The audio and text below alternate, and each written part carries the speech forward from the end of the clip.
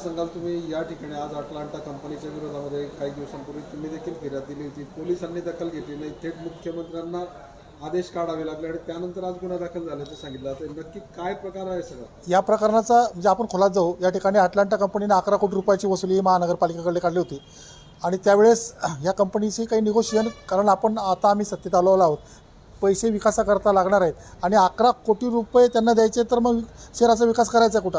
तर त्यावेळेस कंपनीकडनं अपेक्षित उत्तर आले नाही. ज्यावेळेस वैयक्तिक ज्यावेळेस या प्रकरणात शोधायचा प्रयत्न केला असता, या ठिकाणी अटलांटा कंपनीचे 4,89,00,000 रुपये अटलांटाकडे मोबिलायझेशन ॲडव्हान्सपैकी रक्कम जमा त्यांच्याकडे आहे, त्यांचे घेणे बाकी असताना आपण 11 कोटी रुपये द्यायचे कसे, हा प्रश्न. कसले मागत होते? 11 कोटी कशाची मागत होते? 11 कोटी हा वेगळा विषय आहे. ते विमानतळाचा विकासाचा तो विषय होता. त्याच्यातले त्यांचे महानगरपालिकेकडे 11 कोटी रुपये घ्यायचे बाकी होते. 11ही नव्हते, 3 कोटी रुपये काहीतरी समथिंग होतं. व्याज सरळ त्यांनी व्याज जे लावलं आहे ते 12% प्रमाण लावलेलं आहे. मात्र आम्ही जे प्रकरण जेव्हा उकरून काढलं त्यावेळी 4,89,00,000 रुपये व RBIच्या नियमाप्रमाणे 9% प्रमाणे साधारणतः 41 कोटी 30 लाख रुपये असं तर काही होत होतं. मात्र आता प्रशासनातर्फे जी फिर्याद देण्यात आलेली आहेत त्याच्यामध्ये ही रक्कम अधिक वाढलेली आहेत. 42,60,76,562 रुपये इतके घेणे हे अटलांटा कंपनीकडे आहे. माझी मी तक्रार अगोदर या ठिकाणी तक्रार होतो. माझी मागणी अशी असेल की अटलांटा कंपनी जे कोण संचालक आहे त्या संचालकांना लवकरात लवकर तात्काळ त्यांना अटक करण्यात यावी. भाऊ, आता तुम्ही या ठिकाणी मुख्यमंत्र्यांना आदेश काढावे लागले गुन्हा दाखल करण्यासाठी. तुम्ही मुख्यमंत्र्यांची भेट घेतली होती गिरीश भाऊंच्यासोबत, नक्की काय माननीय नामदार गिरीश भाऊ महाजन यांनी या प्रकरणाची अधिक माहिती जाणून घेतली होती आणि आमची हायकोर्टामध्ये केस होती. आम्ही सुप्रीम कोर्टात गेलो. सुप्रीम कोर्टाने आमचं म्हणणं ऐकून घेतलं आणि तेव्हा आम्ही हायकोर्टात गेलो. हायकोर्टात केस संपल्यानंतर संपूर्ण विवरण मंत्री महोदयांकडे केलं आणि त्यांनी मग माननीय आमदार राजू मामा भोळे आणि आम्ही सर्वजण माननीय मुख्यमंत्र्यांकडे गेलो आणि मुख्यमंत्र्यांनी या प्रकरणाची अतिशय गंभीर दखल घेऊन जळगावकर जनतेच्या घामाचा कष्टाचा पैसा परत आणण्यासाठी फौजदारी गुन्हा दाखल करण्याचे आदेश त्यांनी माननीय महापालिका आयुक्त ढेरे साहेब यांना दिले. भाऊ, खरं म्हणजे मुख्यमंत्र्यांनी आदेश दिले 2 दिवसापूर्वी. गुन्हा दाखल करण्याचे आदेश दिल्यानंतरही महापालिकेने हायकोर्टामध्ये 11 कोटी रुपये अटलांटा कंपनीसाठी जमा केले. कुठेतरी प्रशासनाने घाई केली का? नाही, कसं आहे, प्रशासनाने खरं म्हणजे चुक्या केलेल्या आहेत. जे प्रकरण 60 दिवसामध्ये तुम्ही कोर्टामध्ये दाखल करायला पाहिजे होतं ते प्रकरण तब्बल 217 दिवसानंतर त्या ठिकाणी तुम्ही त्याच्यावरती हरकत घेतलेली आहेत.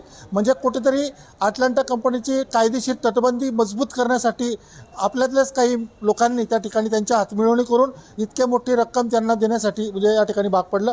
खरं म्हणजे ही जी प्रक्रिया आहे ही आताच नाही, गेल्या जवळजवळ 24 वर्षातली प्रक्रिया आहे. पण दरम्यानच्या काळात कोणी यांना सहभागी झाला आहे हा पण संशोधनाचा विषय आहे.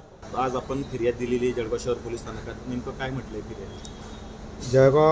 तत्कालीन जळगाव नगरपालिकेने 1997 ते 2001 या कालावधीमध्ये पेव्हरने रस्ते डांबरीकरण करण्यासाठी अटलांटा कंपनीला कार्यादेश दिलेले होते. या कार्यादेशांमध्ये अटलांटा कंपनीचा 24 करोड रुपये ॲडव्हान्स अदायगी करण्यात आलेला होता.